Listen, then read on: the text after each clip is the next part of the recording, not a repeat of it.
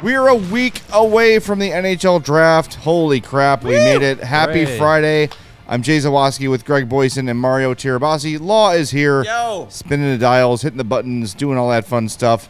And you're here. I see Gravely's here, and Earthbound, and Windy City Hockey, and Jizzo. Skokes is there, recovering from his beating at NHL 24. The usual gang is here. If you're here and you're not one of those that interacts with us every day, feel free to, and smash that like button for us. Make sure you're subscribed to our YouTube page as well. Podcast listeners, same deal. Follow, subscribe, rate, review, all that great stuff. We would really, really appreciate it. So we got a lot to get to today. We're obviously going to do some draft conversation. We're going to catch you up on some of the latest names to sort of enter the, I guess you'd say, enter the chat as it comes to Blackhawks rumors and names and guys they might be interested in. But we are going to start today with Martin Necas and the latest with him. According to Pierre LeBrun yesterday, a little bit of a stalemate happening with the trade situation. So LeBrun says offer sheets are pretty rare, but one of the things I've heard a bit this week on the Martin Necas front is a few teams are wondering if that's a plausible avenue if the asking price in trade talks with Carolina remains too high. Probably a long shot play, but something to file away. I don't know if Pierre LeBrun just says that out of nothing. His LeBrun? What did I say? No, I'm saying his Le. Oh, I out said of his. I said his LeBuns. Oh, there you go. Yeah. Beautiful. The air conditioner is loud. Sorry. I also have half hearing today, so don't worry about it. Huh? What? Huh? Who? What? What? So this is a conversation. So Mario and I, kind of before the show, were trying to make sense of the salary cap and the CBA and everything. I think we got a pretty good. I think so. I think idea we're ready of what it for a might job take. with the Capitals. Yeah. Yeah, there you go. Exactly. So what did we learn? We learned that the Blackhawks have the ability to cover the compensation of draft picks that it would theoretically take to offer sheet Martin Necas if it got to that point. We also learned that it wouldn't be this year's draft picks. So the draft picks that have to be in the compensation have to be your own team's draft picks. Mm-hmm. So we're not So when talking about first round, second round, third round, whatever, we're not talking about this year. It's next year because the player has to be signed to at least a qualifying offer to be given an offer sheet. So that comes after the draft or June 25th, whatever's later. So the Blackhawks aren't talking about the number 2 overall pick, which when we first kind of started talking about this, like, well, if they have to give up the number 2 overall pick, why would you do that? Why would they do that? It's not worth it. But we're talking about next year. So, whatever that pick would be. 32nd overall.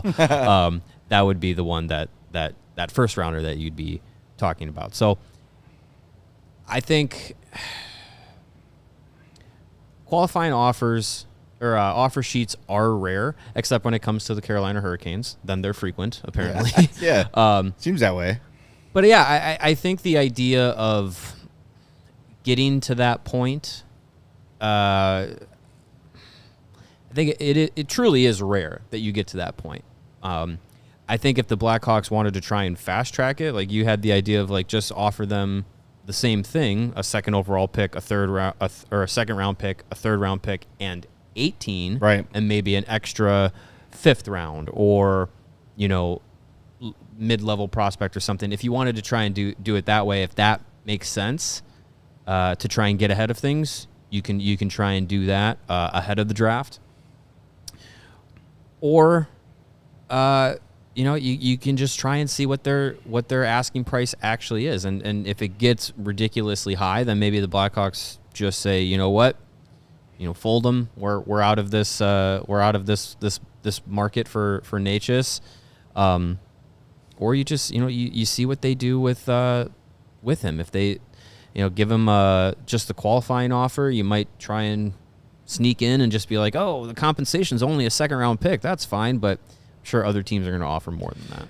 Yeah, I think the reason that the offer sheets are even being mentioned is the fact that the asking price is probably higher than what an offer sheet would give you. Yeah. So teams are probably like, well, screw it. We'll just sign them an offer sheet and we'll save assets. I mean, I don't know. I would Necas is like my top target this year for me. I would love him on the Blackhawks. He checks a lot of the boxes of what they're looking for, his age, all that stuff. He would be the perfect acquisition this summer, as opposed to signing, a 29, 30-year-old to a long-term deal. Realistically, I don't think it's going to happen just based on, Carolina's window is open, but not open much longer, I don't think. Especially if they're giving up a guy like Martin Necas, that kind of closes that a little.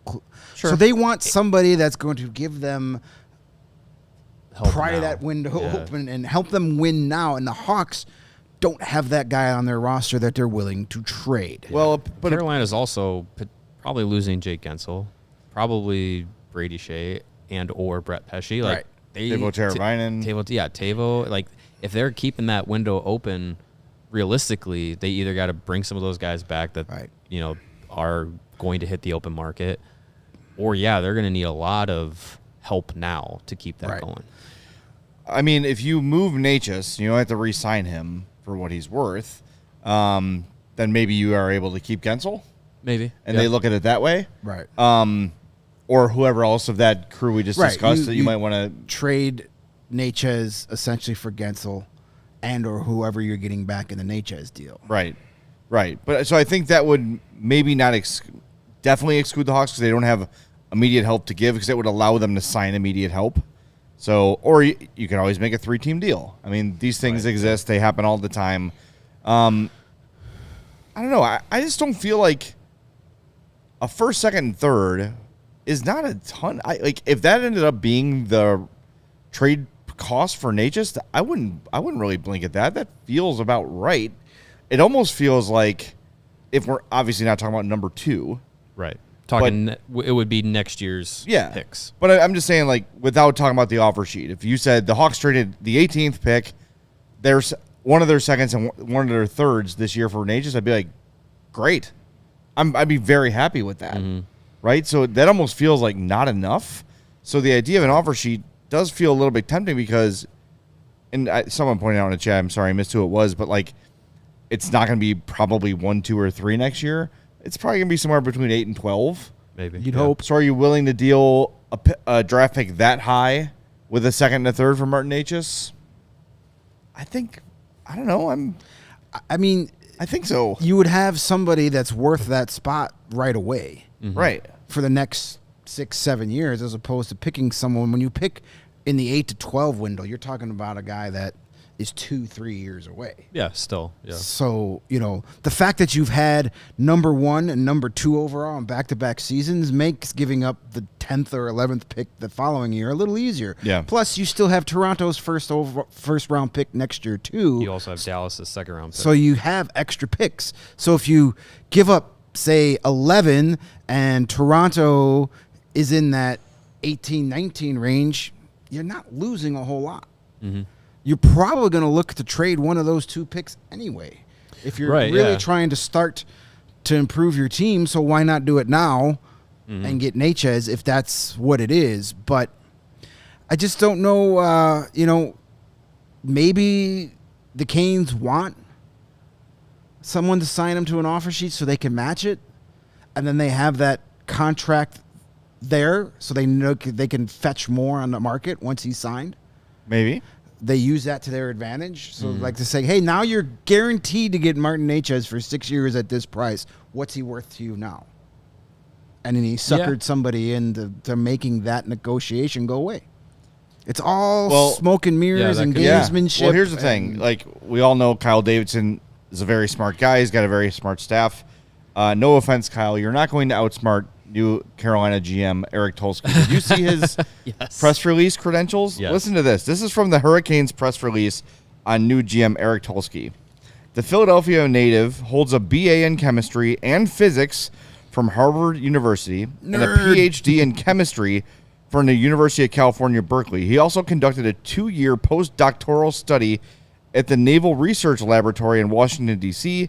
Tulsky previously worked in the high-tech industry for 12 years, managing teams of researchers focused on using nanotechnology to solve problems in DNA sequencing, solar energy displays, and energy storage, and he currently holds 27 U.S. patents. Well, look at him getting use out of all those degrees. And, being an NHL GM. I mean, way to go. The Carolina Hurricanes, what you're telling me, essentially hired Sheldon Cooper. Yeah, right. Yeah. Sounds like, yeah. No wonder he looks like he hasn't slept in 3 weeks in his media picture. Yeah, he looks like a mad scientist. And he also had time to work on the Flyers site at SB Nation while I was doing the Hawks site there. So that's the most impressive. We're former colleagues. Me and we go way back. Props to him for doing what he loves. It's an outside the box hire. Yeah. But he was also a finalist for the Hawks job 2 years ago before they gave it to Kyle Davidson. Yep. And I think they're kind of built out of that same mold. The younger guy, they both kind of have an analytical mind to it. They both seem that they're more of like a team effort in the front office. You know, we've seen that with Davidson, where he's more like, I don't want all the glory by myself. I'm not going to do this by myself.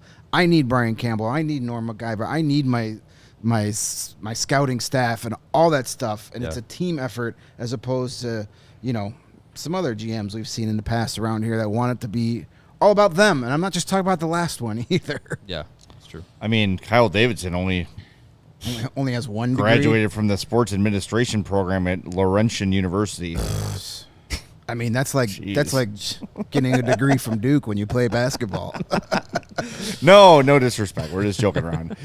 But yeah, Tulsky is an interesting dude. I heard them read that resume on 32 Thoughts, and I was like, wow. It's insane. He's overqualified. He seems way too smart to be dealing with us dopes in the NHL. Maybe like Rod Brindamore when he came and just like banged his head off a table like 15 times. Just to like, all right, now you're on our level. You're on our level. All right, now we had to dumb you down a little bit. So I don't know. It'll be interesting. I think the good thing for the Blackhawks this season is that there are a plethora of options for them outside of Martin Necas to be like, if it gets too convoluted, too rich for Kyle Davidson to try and make it work, there are other options in which that they can go down and find guys that are going to be affordable, help them now, and kind of fit that like the other short factor term too or long term is that if Necas doesn't want to be in Chicago, you might not want him here. Right, yeah. You know what I mean? Like we can offer him everything he's looking for. Yeah, but and this team will be a playoff team in a couple of years. Sure, I agree. Especially with him on it. But he's on one now, and he's not happy because I know the role's not big enough. But some people are never happy. That's what I'm saying.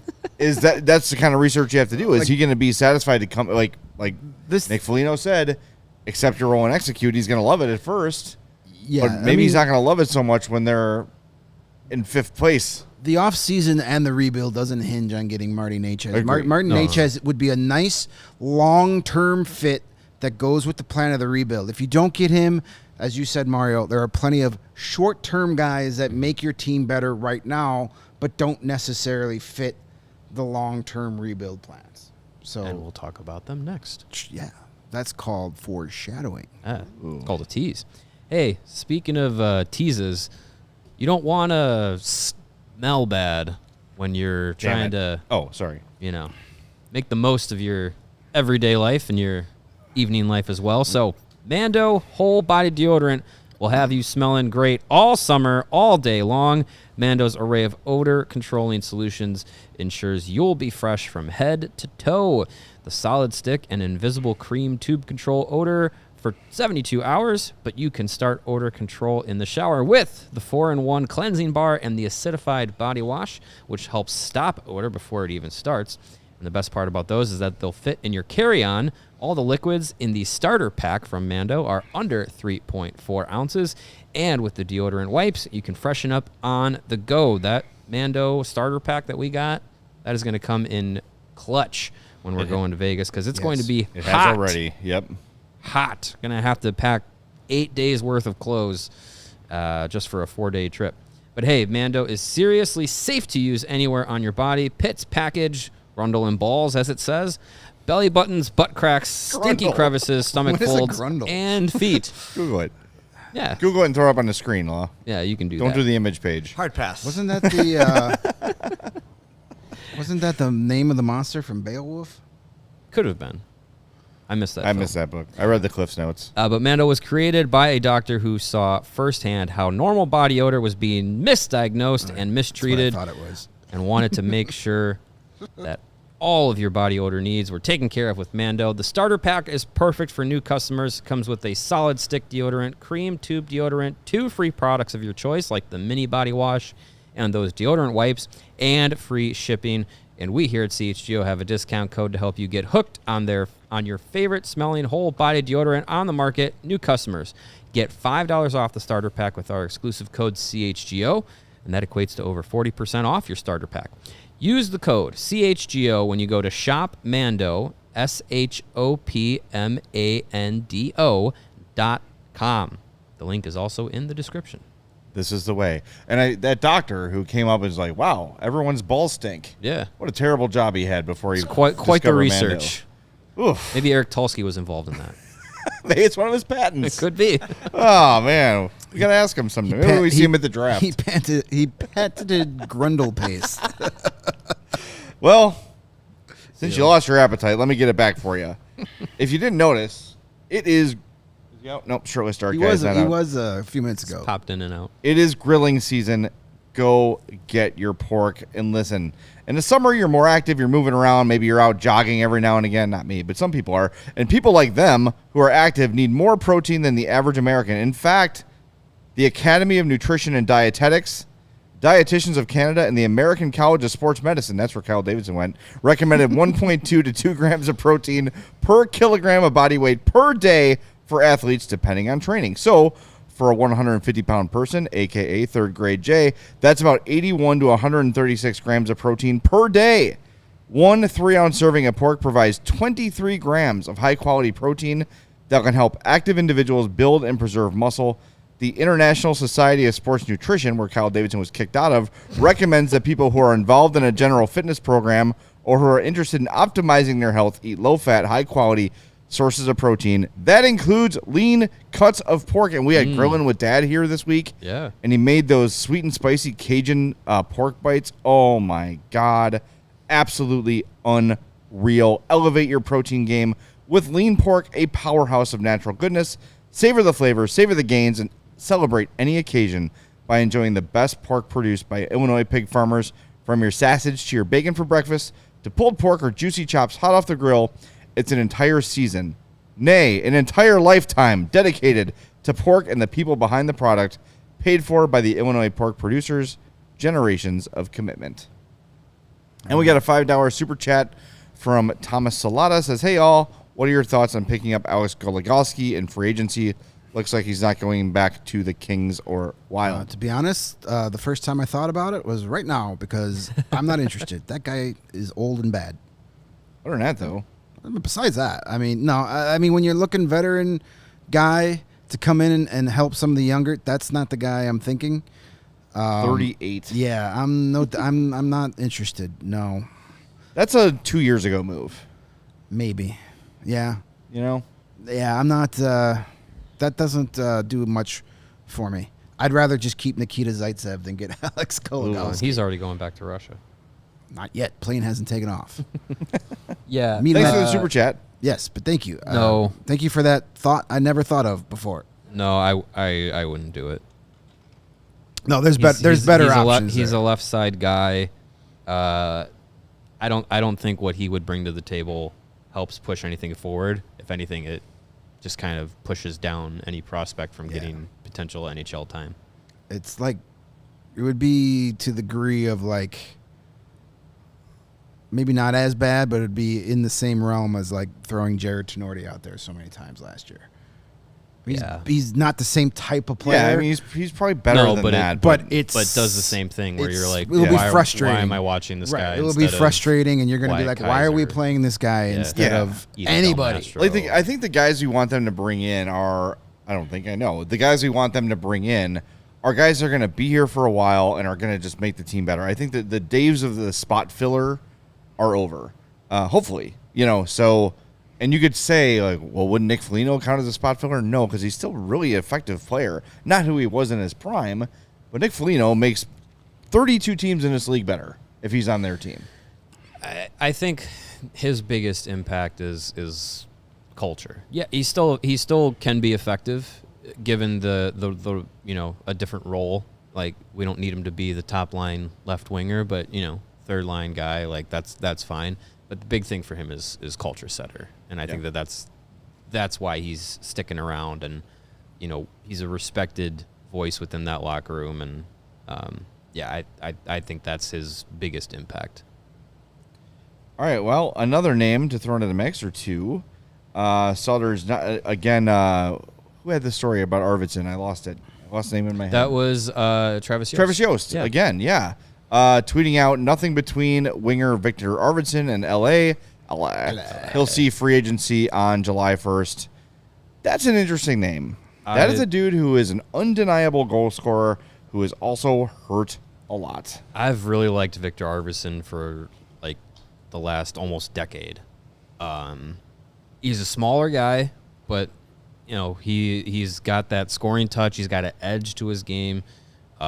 He's a good two-way guy that, again, he's put up 30 goals before, can be really effective. I don't know. I really still think he's a guy that can fit that short-term window that you could also say, okay, if he sticks around for longer than 2 years, it's not going to kill you, especially when you think like, okay, his, cap hit's not going to be 7, 8, 9 million, anything crazy like you're talking about with, bringing in potentially bringing in a guy like Jake Gensel. It's going to be a little bit more affordable, but I don't know. I really like Victor Arvidsson. I think you could play him anywhere in the lineup and he can be an effective guy. And if it's a reasonable, offer, I'm all for it. So he turns 32 in April, so he'll be 31 for most 31 most of the season.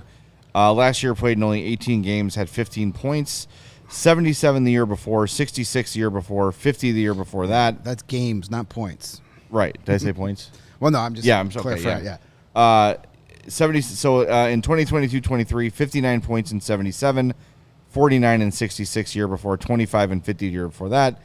But a goal guy, a guy that can pump some goals in, and I don't know. This is another one that feels like, all right, well, plan A and plan B didn't work, and it's probably a plan C that would make you pretty happy.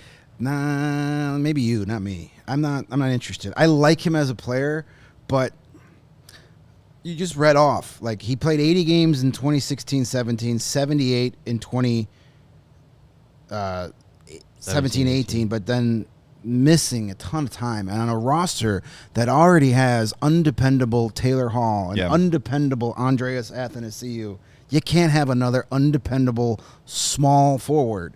I'm not. He's a good player.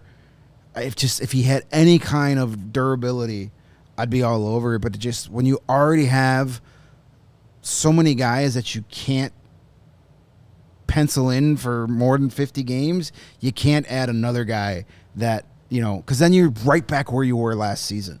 Say Hall gets hurt again, which at some point will probably happen. Hopefully not for the whole season, but there's no way he plays all 82 games. Right. There's no way Andreas Athanasiou plays all 82 games. There's no way this Arvidsson would play all 82 games. Then you're right back where you were picking up Remington Pitlick off of the scrap heap. Yeah. And you're back in the top 3 again, and you don't want that. My thought is it would be affordable. Sure, just because it's affordable, doesn't mean like a low risk, high reward kind of a thing. And there's more than low risk. How about 3 by 5? No. $5 million. Not interested. Not interested. No? There's better options. Yeah, I'm. Plus, I think. When we started talking about it, I thought like 2 years. Plus, there's going to be a contender that will go after him, and that's always going to be more attractive because when he is healthy, he is a very productive player. Yeah. So there will be teams that have, that are thinking they have a contender would probably go after him, and that would probably be more appealing for a guy like Arvidsson. But we'll see. That's not a guy high on my list. I am not a fan of another unreliable forward. We need guys that can play every night. Well, speaking of that, how about Anthony Mantha? He is not going to be re-signed by Vegas. I'd take Anthony Mantha over Viktor Arvidsson. 18 games last year, 56 the year before, 67 the year before, 37, 14, 42, 43. This guy is always some of those with Detroit though were. Oh no, you didn't get that far, but yeah, he's hurt too a lot. But at least with him, you're getting a much bigger player. 6'5", 234. He's 20. He's also 2 years younger. Right. So that to me makes him slightly more intriguing to me. I don't necessarily want him either, but I would do Mantha before I would do, because I think Mantha probably is one of those guys that needs one of those 1 or 2 year prove it type deals to establish that, hey, I can be healthy, I can be productive. Well, he played in 74 total games last year. Yeah, 23 goals, 44 points. He's not right. He's not jumping off the page. 67 at you, the year before. So the last 2 seasons have been better than the year before, and some of those seasons with Detroit where the numbers are kind of fluctuating, he was up and down a lot with Detroit. He's getting scratched. So I would do Mantha before Arvidsson because he's going to be cheaper too. You think so? I don't think coming off of a 23 goal, 44 point season on a $5.7 million deal necessarily means you're getting that big of a pay cut, because as salary caps go up, middle six guys are in that $4, $5, $6 million range, and that's what I feel like he would be. Yeah, but I think he'd be cheaper than Arvidsson. So what would you offer him if you're going to say no to a 2 or 3 year deal at 5.5 for Arvidsson? What would you do for me? I would do a 5, 4.5 to 5 Mantha, if he's willing to take that. But again, when you're 6'5", 234 pounds, you always will have a job in this league. Someone will overpay for you. Oh, it's like he's 5'7". He's making $5.7 million on the last deal. Yep. Which was signed by Steve Yzerman. But why not a guy that gets a pay? I don't know. I don't know. But it's like Jeff Merrick said, big guys have to prove. Big guys have to prove they don't belong. Little guys have to prove they do. And I don't think he does. I don't think he doesn't belong, quote unquote. I just think it's kind of gives off that like Eric Daze feel, where it's just like if he wasn't hurt a lot, he could probably be much better. His numbers would probably be a little bit more impressive. Not to say he's not physical like Daze, because he can be, but I just think, it just kind of feels like that, like if he could play a couple 70, 80 game seasons in a row, that would probably make a lot of people feel different about him. I don't know. I think it's an intriguing option. I think it brings you size to your top 9 that you don't necessarily have. He's an improvement over a number of guys that you were icing in your lineup last year. I don't necessarily think he needs a prove-it deal, but maybe a 2-year, 5.5. I don't see anybody giving him 4 or 5 years. That's a big risk for a guy hurt. And I don't see him being one of those like right at the. I don't even see him doing a July 1st signing. He might be one of those guys that might go. Yeah. Wait as He's probably a lot of teams' plan C or plan D. Yeah. Where all their other guys are gone, and they're like, well, we have to get somebody. Call Anthony Mantha. See what he wants to do. We did the scouting report yesterday on Jacob Chikrin from Cap Friendly. Here's the one they have on Mantha. This updated on March 5th of this year. Mantha is a massive forward who plays with surprisingly little physicality for his stature.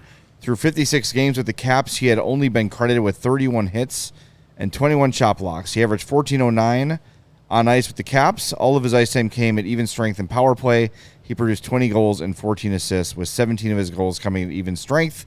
He's always leaned shooter goal scorer more than play driver distributor off the rush. His length can be an asset along the wall and around the crease when he's corralling pucks. Hard to defend when fully engaged. Good skater. Credit with 90 shots on goal, +5 defensively. Generally deployed in a third-line role at even strength before sliding into one of the power play units pending UFA. And that just has a report from his first game in Vegas. It says he played 15-14. Majority of ice time came at even strength. 0 shots on goal, 0 hits, 1 shot block in his first game. He's Taylor Radish, but with scoring touch. Yeah, maybe. He's better than Taylor Radish. I would say that too, but I mean, he's only scored more than 20 goals twice. Yeah.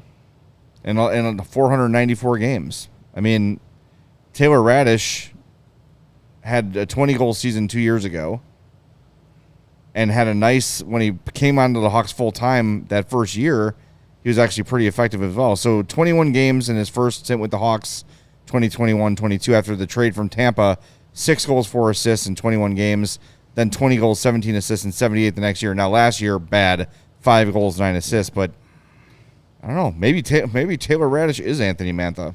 I don't know. Mantha's got 3 seasons of 23 goals or more. Yeah, he's been a 3-time 20-goal scorer. He had back-to-back years with Detroit with 24 and 25 goals. But, yeah, I mean, I think he's in that same kind of mold where you're like, oh, there he is. Yeah, he feels like a passenger to me. And I think after what you've come off of, and you've got guys like Foligno and Jones and everybody else saying, hey, we need guys that are here, that want to be here, that want to compete and play hard, are going to buy in. I don't know if he checks that box. Just based on pretty much everything we've heard about him from day one. But, hey, You know what? It's going to be a stressful week coming up between the draft and potential trades. Free agency, social media is going to be blowing up more than ever as we approach the draft a week from today. So you're going to want to choose chill now and again, right? Just to kind of reset yourself a little bit. And when you make the choice to choose chill, then reach for a Coors Light. You know by now, it's mountain cold refreshment. It is the best thing for me and for us after a long day of sitting in traffic, getting home, or multiple softball games and all that great stuff.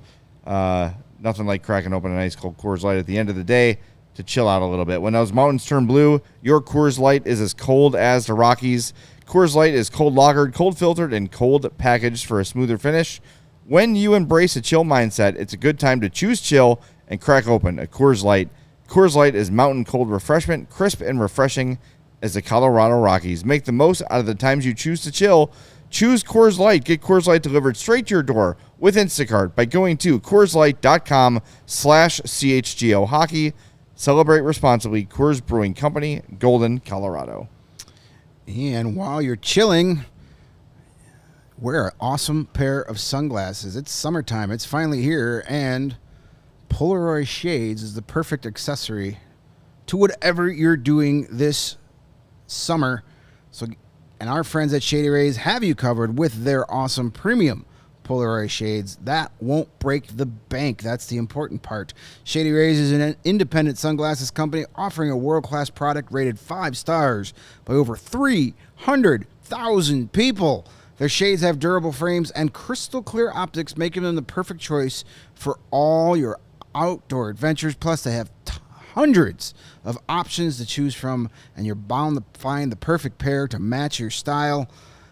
I have been a customer of Shady Rays forever, long time, long before they became our sponsor, long before CHGO was even thought into existence. I was wearing my Shady Rays. I love them. They look awesome. The clarity out of the lenses is amazing, and the price is more than worth what you're getting in return. Plus, if your shades ever go missing or take an unexpected hit, don't sweat it. They have the most insane protection in all the eyewear. Every pair is backed by lost or broken replacements. And if you don't love your shades, but I guarantee you will, exchange for a new pair or return worry-free within 30 days.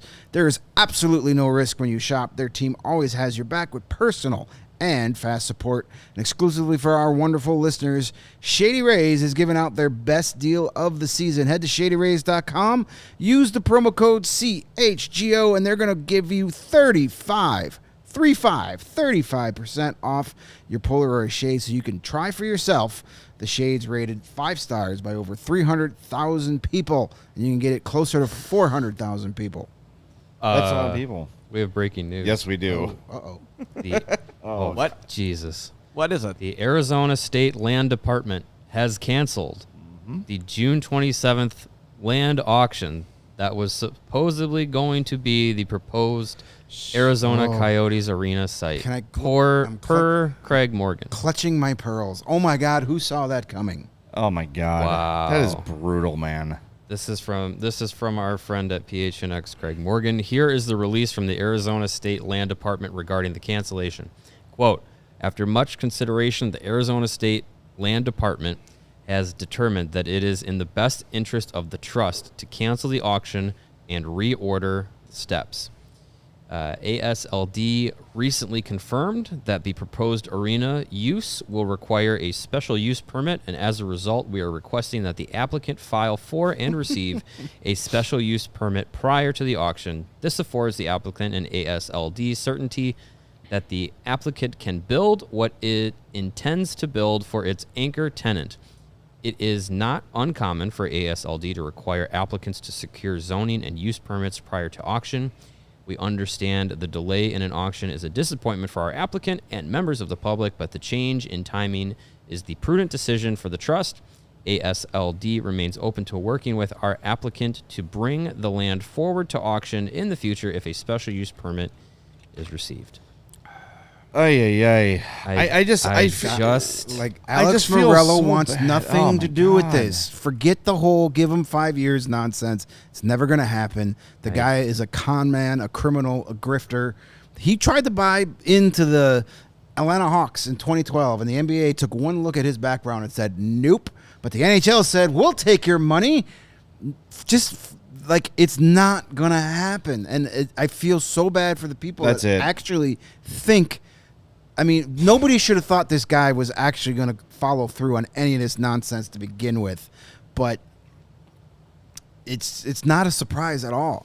This guy needs to be gone, just gone. Forget the whole idea of, hey, in 5 years we'll come back and you'll be an expansion team. Fine, maybe do that, but do that with a real owner that actually gives a shit. I mean, look, like it's not doing this just to launder look. If money. you look around the landscape of sports owners.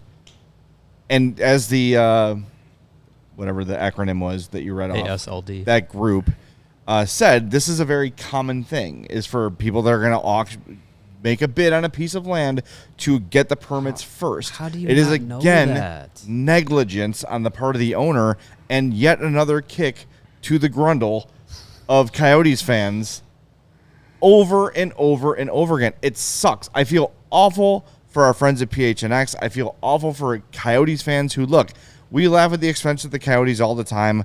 It's not the fans. It's not the people that cover them. It's not the people that play for them. It's the people that run them that have been the problem. And this is absolutely brutal because now, a week from today, or 6 days from today was supposed to be that auction. Coyotes fans just sitting there waiting with bated breath in hopes that their team's going to come back. Big hopeful moment, like, hey, we got the land. Let's get the arena. This Putz can't get his ducks in a row enough to get it done. The second he said, I'm going to win that auction, I went, no, you're not. You're going to find a way. I mean, this guy would fuck up a one-car funeral. That's tough to do. And he would do it badly, too. More from Craig says, we have mentioned multiple times that zoning issues could be an impediment to Alex Morello's hopes of turning this land into a new arena site. I think there was the assumption by many that the auction was the big step. It was only a step with many more hurdles ahead. This just goes to show you what happens when you think you know everything just because you have a large bank account and you don't know how the real world works. Yikes. It's so bad. That's I feel awful. Like that's rough. all I can do when I hear this stuff is think about like Leah and Petey and Craig, just like their hearts sinking. You know what I mean? Like, Yeah. and they represent the Coyotes, fan base in such a meaningful way. Mm-hmm. It's like Leah grew up a true Coyotes fan her whole life and lives and dies with the team and loves the team, and all I can think about is them right now, and it's horrible. And I mean, it shouldn't be unexpected, right? Like, we've got some bad owners in town right now, and Sox and Bulls fans will tell you, like, it's just another expected thing from this group. Just it doesn't make it you easy. have a lot of money doesn't mean you're gonna know how to use it right. Yeah. Oh my Most God. people that were born rich have no idea how things actually work. What can a banana cost? $10? It's just, it's Yeah, it's very frustrating. that sucks. That sucks. Because, like, even with the, like, oh, okay, it'll be 5 years before the Coyotes come back. I mean, the market for the NHL, it is important. It should be important to them to be successful in that market. That's the fourth biggest market in the U.S. media market. That's why they won't let it go. That's why they were so, heels dug in the dirt to make it work. So now, it's just you have this guy that's in charge of the brand of the Coyotes now because the team's gone because he couldn't do it the first time around that you're hitching your wagon to. I just don't get it. If they want it to ever be a thing again, you have to get the Morellos out of it. It's got to be somebody else. You have to get the Morellos out. You've paid them $1 billion to go away. Go away. Get Tom Morello to do it. Yeah, Tom Morello. he's a better handle it. Morello. He'd do a lot better job. He'd give the team to the people. He could play the national anthem every night too. Oh, that'd be It'd be awesome. fun. That'd be awesome. Well, That it's a stinks. tough transition, but we got Game 6 tonight. We're going to be, by the way, out at Salerno's on right there in Grand and Racine. So come watch the game with us. No ticket needed. Just show up, drink some Coors Light, eat some pizza, all the great stuff you get to do whilst watching hockey. And I have said repeatedly, there's no way that the Oilers are going to beat the Panthers 4 times in a row, but maybe 3. Maybe 3. If they could do it 3, they definitely could do it 4. I think could. it's going to be very hard They for won't. the Panthers to swing the momentum back in their favor on the road. I mean, think about that atmosphere it's going to be in Edmonton tonight. Oh, Insane. I say my best of luck to the Panthers to contend with this one because with the way Edmonton's rolling, McDavid's chasing some history. He's really pulling this team along. It's gonna be a fantastic game. I cannot wait for tonight. All the pressure now is back on the Panthers. Mm-hmm. Yeah, got to close it out. Yeah, and they need Sergei Bravotsky to show up. He has been, what's the word I'm looking for the last 2 games? Bad. Bad. Yeah. And Stuart Skinner's been good. He's been, that's all he needs to be is good. Yeah. Just be Good good. enough. Don't Good need to enough. be great. Be Yeah, good. be fine. And he, in games where the Oilers are facing elimination this playoff season, he's now 4-0, and his GAA is under 2 in those games. He's been really good when the Oilers are facing elimination. And we read that stat the other day about how they've responded after 3-game losing streaks under Chris Knobloch. Yeah. Panthers are in trouble. They're in trouble. It's tough. Oilers win tonight, man. Oof, they're going to be a lot of, to quote our friend Herb, booty syndrome. our colleague of CHGO White Sox, tight booty syndrome, I think is already set in. Yep. In that visitors' locker room tonight. So should be fun. Panthers got to score first tonight. You got to take that crowd out. Yeah. Yep. And the earlier you do it, the better. But being down in a game, being down in a series, being down in a regular season has not affected this team once. They have dug themselves out of so many holes this season You're right. that they believe they can do it. When everybody says the Edmonton Oilers are done, the 23 guys in that locker room says, watch this. Mm-hmm. They've done it time and time again this year. So if they force a Game 7, I can't say that it's a complete shock. They've Yeah. they've been doing this all season. No, it's not a complete shock. I don't think so either. It's more of a shock. It's not. It's more shocking that the Panthers will allow that to happen than the Oilers accomplishing. I agree with that. Right. Yes, Right. which is why I'm saying I don't think they can beat them 4 times in a row. They're halfway there. Now they only have to beat them 2 times. But in it a row. is. I will say, and by the way, for the record, I am rooting for the Oilers. I want the Oilers to win.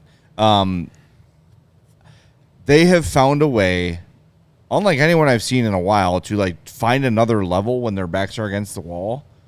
It's almost like they played early in the playoffs and early in series, like at 85%. And like, all right, let's turn it on now. Connor, can you get 5 more points tonight for us? Thank you very much. And they're doing this a lot without like Leon Draisaitl really doing much of anything. He's not been a huge factor Not in the final. in these no. playoff in the final. And I don't know, man. I think about it in a couple ways because yes, you're going to have a lot of excitement in that building, but you're also going to have like you said, if Florida scores first, all of a sudden that booty tightening moves from one side to the other, and you've got fans nervous, and I will never shake the feeling of that Cubs playoff series. Was it 2008 when Ryan Dempster and the Cubs faced the Dodgers? 07 or 08. It was And one of Ryan those, Dempster, yeah. like, who was great all year, Walked the park and then gave walked up a grand everybody, slam. gave up Yeah. a slam, and like you knew before that game started, the Cubs were going to lose. There was like a palpable fear in the building that day, and I can't shake that. And I think Edmonton fans are probably a little more confident than that. They've got good history and more recent than the last 100 years, but it's just. I don't know. As soon as things go Florida's way, I think the feeling in the building is going to change. But look, when you've got number 97 out there, that's the kind of guy who can drag you through that, get you out of it with one goal, one play on his own, and shift the tide. I mean, look, I don't think me saying that I don't think the Oilers can beat the Panthers 4 times in a row is a hot take by any means. I think it's probably the safe take, if anything. But boy, I would love to see it. Yeah, it's going to be exciting. I mean, it's like we've kind of been saying, like it feels like there's some sort of history on the way, either tonight or over the next potential 2 games, because either McDavid is going to carry the Oilers to a reverse sweep and potentially break Wayne Gretzky's single playoff points record, or for the first time ever, the Florida Panthers are going to be Stanley Cup champions. And I think either way, it's just exciting, and it's what this series needed, because running parallel with the NBA when it was looking like potentially both were going to be sweeps or both were going to end in 5, the NHL needed maybe a little bit extra push for this final to be a little bit more compelling, a little bit more fun for the viewing audience, because you're always going to wrangle in the diehards. You're always going to get the people who always watch the playoffs to come in. You get some exciting games. You get some fun storylines. You get history and records potentially on the line. You get more eyeballs on the product. Yeah, and I think also just getting a star of McDavid's caliber a cup is important. And it's a team sport, of course, but like, just ask Dan Marino. That shit has haunted him his entire life. Well, the knock against Alex Ovechkin for a long time was, he's great, but he's never won a cup, never done in the playoffs. And then you could see on his face when he's lifting that cup, like, not only is it the moment, but it is the legacy, the buildup of all of those years. All those great Capitals teams that never panned out, that came out, and that was like a solidifier for a guy that already was going to go to the Hall of Fame. But like, now he's got the cup. All those doubts, all those talking points were gone. With McDavid, there's no doubt he's the greatest of this generation. He's going to go to the Hall of Fame. He's got the best chance of any player since Wayne Gretzky to break some Wayne Gretzky records. He's already done it once. Every time Gretzky scored, he broke a Gretzky record. That's true. By definition. But to have the ability to be like, well, he's got a cup now too. Like, all those, check boxes for guys that, are these generational talents, are these Mount Rushmore type players. Like, you get to that point, you don't have one. It's kind of that like always in the back of your mind, like, well, he didn't get a cup. I mean, Ray Bourque is another example of that. And boy, it'd be nice to have Gary Thorne on the call, huh? Man, just give him just back up a Brinks truck to his house and say, "Come do the final at least." I love anybody than Sean McDonough. That guy, he's not. He's a hockey fine. guy. He's not fine. a hockey guy. He's fine. Little emotion. He does his job. I know he's been sick too. They said. Yeah, All I think right. he was. Well, then he get was. Bob He was. Wischusen in there. He's a superior. Yeah, I like Bob announcer. Wischusen. Yeah, but I mean, I think he was better in Game 5 than he was the first 4 games. So. Sean McDonough to me is a good play-by-play guy, but like for basketball or baseball, some of the other sports that he's done in his career, just Well, isn't he the Monday Night Football? yeah, I mean, he does voice? everything, but he's just. He is? I think so. I thought that was He Joe Buck. well, I don't watch Monday Night Football, so I That was couldn't Buck be- and Aikman. I think that started last year. Yeah, but I know he's done NFL. Maybe Right. it's whatever. I know he does NFL, NBA, baseball. He does it all, and I don't know. I just want some. I guess when you get spoiled with Doc Emmerich for so long, Yeah. because he was perfect at capturing moments. Yeah. Best. But back to McDavid for a second. 42 points in 23 games, almost a 2-point average per game, heading into Game 6 of the Stanley Cup Final. We haven't seen anything like that since Wayne Gretzky Yeah. or Mario Lemieux. Like, Right. it's crazy. It's also crazy, this stat, that in this postseason run, in this 23 games, he has 5 games with no points. He has 7 games with at least 3. That's He has more games with 3 points or more than 0 points in this playoff run. it's just It's crazy. it's funny. Like as you grow up, we hear about these players, right? Like, oh, like maybe your dad saw Mickey Mantle play or whatever it might be, or like for Addie, like her dad saw Wayne Gretzky play, and I saw Sammy Sosa play, and like all these like legendary players. We are in an era of one of those guys right now, and I hope that fans realize it's not quite, sports aren't quite as romantic as they used to be. And I think back in the day, like legends grew through word of mouth. Like, oh, I saw him hit a 590-foot home run. You didn't see every highlight on demand instantly. Yeah. And I think that sort of sours a little bit. And I saw Herb actually tweeting about it. Like, Shohei Ohtani's in town. Go see him. If Shohei Ohtani is playing in your town, go see Shohei Ohtani play. Yeah. Because you want to tell your kids and your grandkids you got to see that happen. Lebowski 5 says, we saw Jordan. Exactly. Yeah. When you have the opportunity to see it great. And I mean, the Hawks do well with tickets anyway. But boy, if the Oilers come to town, make it a point to get to a Hawks game or go see them. If they're in St. Louis, if they're in Detroit, do what you can to get in the building and just witness that guy Or play. just wait 2 years when McDavid's a Blackhawk. That's right. Of course. Exactly. By the way, back to the Sean McDonough thing. I want to talk about this a little bit. And Chris Foster's kind of falls under this category too, where the reality of broadcasting now is if you want to do play-by-play, you have to do everything. Right. You have to say yes to everything. You can't, like, Pat Foley was able to call hockey games, and then his dad put the tape in Old Man Wirtz's radio, and that's how Pat Foley got hired. It doesn't work that way anymore. No. So you've got to do, maybe first you're the voice of a minor league baseball team. Like, look at Joe Brand, Yeah. our buddy, who's WGN. He's doing minor league baseball games. Like, that's the path now for people. So you're doing college basketball, college football, low level of those games, Right. minor league baseball. You're doing all kinds of college sports. The lacrosse, problem, all those things. Yeah. So the problem with developing a hockey voice is the only hockey that's really broadcast is the NHL. Of course, you've got AHL jobs and things, but like it's not like ESPN is going to grab from their herd of up and coming broadcasters and say, "Okay, you're going to be our Frozen Four guy. You're going to be our whatever." Yeah. Big East tournament, whatever it might be. Yeah.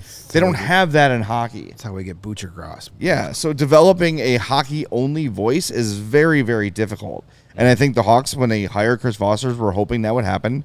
Obviously, they didn't think it did. So you bring in Rick Ball, and you've got a guy who is of that old-school variety. Yeah. And it's going to sound a lot different next year. By the way, he's joining us on the show Tuesday, July 2nd. He'll be in studio with us, so make a note of that. Should Yeah. be a fun time. Yeah, and like a lot of the times with hockey, because it's, not football, it's not the NBA, it's not baseball, you get this with the beat reporters too, and with broadcasters. A lot of the times the NHL beat, the NHL broadcastings are just jumping spots. You do that, you get your experience on the NHL beat, and then you go get the NFL job. Same thing with broadcast. Well, all right, the only thing I can do now is hockey, but I'm going to do really good at hockey so I can be an NBA guy in a couple of years, or I can go be the Fox football squad guy and get my foot in the door there.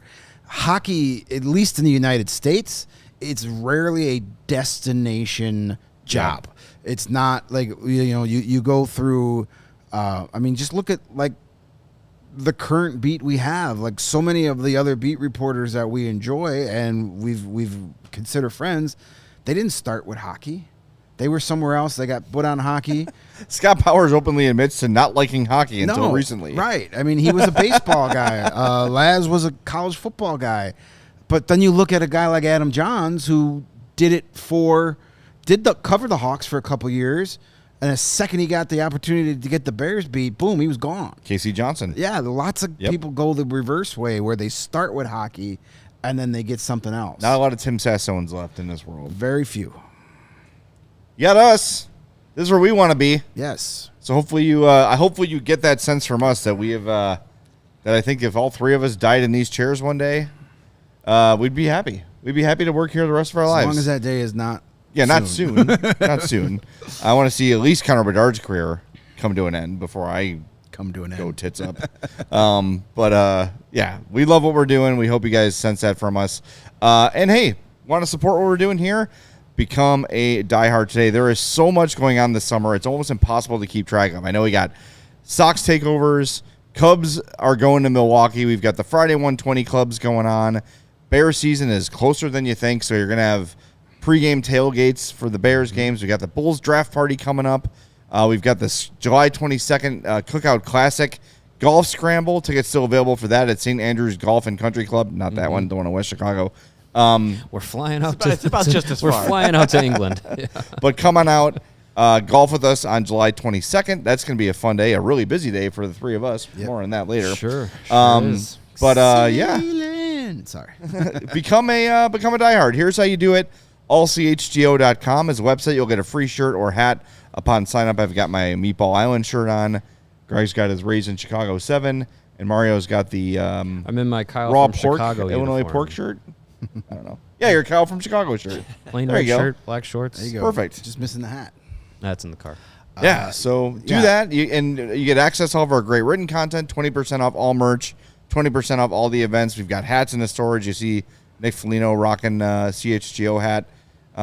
So lots of reasons to become a diehard at allchgo.com. Oh, access to the members-only Discord. Yes. Speaking of which, I'm going to do a members-only mailbag post on the website. Draft questions. There's been a couple in there, but if you're a diehard or you become a diehard, head over to the Discord, tag me, at me, your draft questions. We don't need 15 versions of who to take at number 2. That will be addressed. But if you've got questions about other players or what they do in other round scenarios, ask them in the Discord. And then right before the draft next week, I will get that up for a diehards only post. That's a perk. And if we enjoy that, maybe we'll do some more of that as we go on. Yeah, we shoot an overtime next week at some point, next week is a fun week because it is the draft. We'll be our normal time, Monday through Wednesday, 2:30. No show on Thursday because we're traveling to Vegas on Thursday. Friday. You're going to do a diehard overtime on the plane. Sure, you can. On the plane? Sure, yeah. Pay that $8 for the Wi-Fi. Oh, something will happen before the draft when we're in Vegas. You know it. Thursday is the also the award show, which we'll be at, and we'll get the All-time blue. We'll get the Connor Bedard post award show presser out there for you. So Friday, we're going to be Jay and I will be at Circa with Lawrence. Yep. Broadcasting throughout the entire first round. We'll be live. And Mario will be at the Sphere giving us our man on the scene coverage. And on the street. And he'll be man at the Sphere. And he'll be giving us, the video and of whoever they draft at number 2, Ivan Demidov, and whoever they draft at number 18. And he'll be calling in. So Jay and I and Lawrence will be on the air the entire first round. And then Saturday, all 4 of us will be covering the crazy second day of the draft. And then we'll have a recap show sometime in the late afternoon, early evening. Live from Circa Sports. Live from Circa again. Yep. So thanks to our pals over at Circa. They're going to be taking care of us. Yeah, if you're going out there, find us. And by the way, when we get back, then we've got July 1st, which is the opening of a development camp and the opening of free agency. It's going to be a nice, easy ease into the week, right? One hell of a week. It's going to be crazy. I cannot wait. Yep. I'm very, very excited for the next 2 weeks, and I hope you are too. Anthony's asking where in Circa. I don't think we have the exact location yet. We'll let you know. But as soon as we Loading do, dock. we'll let you know.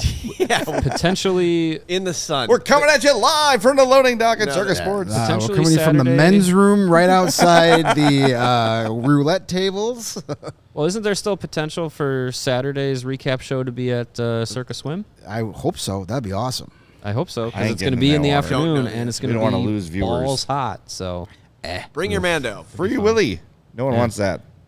All right, we'll talk to everybody on Monday, 2:30. Draft week is finally here. Thanks for all your support this week. See you Lots of tonight. people watching right now. Please hit that like button for us. We would really, really appreciate it.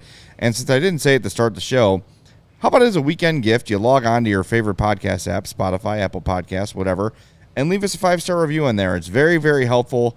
Really helps us boost and become a little more visible in the podcast world. So those 5-star reviews, even if you want to roast us in the reviews, that's fine. Just make it 5 stars. That would help us out a huge, huge deal. And with that, we'll talk to you Monday on the CHGO Blackhawks Podcast. We all silly like the mayor.